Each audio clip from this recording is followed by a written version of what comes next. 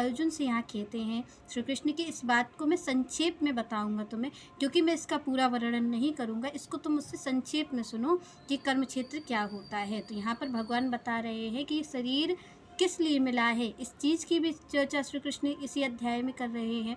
अर्जुन से कह रहे हैं कि ये कर्म क्षेत्र क्या है, इसके बारे में भी बताऊंगा।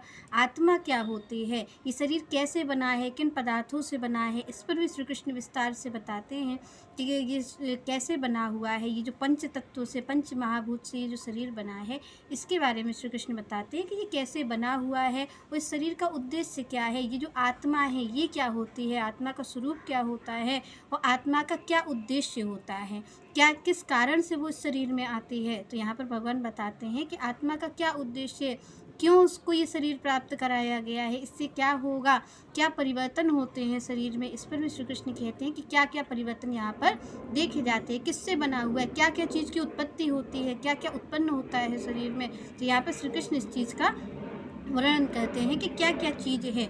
आगे श्री कृष्ण कहते हैं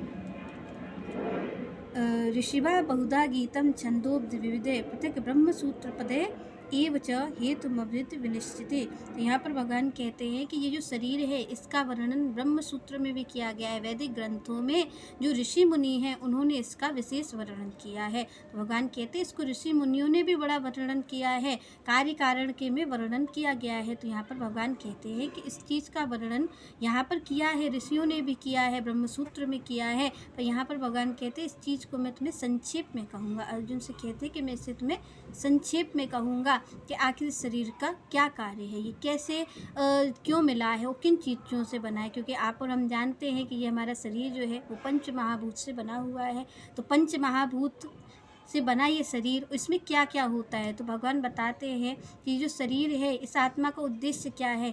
तो जो परमात्मा की प्राप्ति करना है वो ही इस आत्मा का उद्देश्य है। क्योंकि आप और हम जानते हैं आत्मा को क्यों शांति नहीं मिल रही है, क्योंकि जब तक श्री कृष्ण के चरणों के शरण में नहीं आत्मा पहुँचेगी तब तक उसे शांति नहीं मिल सकती है। तो भगवान कहते हैं कि यहाँ पर ब्रह्म सूत्र में इसका पूरी तरीके से वर्णन किया गया है कि क्या होता है आत्मा का कार्य, क्या शरीर होता है, क्या इसके कार्य होते हैं।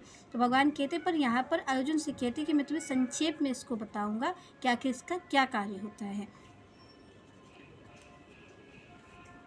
चलिए नेक्स्ट चर्चा हम नेक्स्ट वीडियो में करेंगे। तब तक के लिए जय श्री राधे, जय श्री कृष्ण।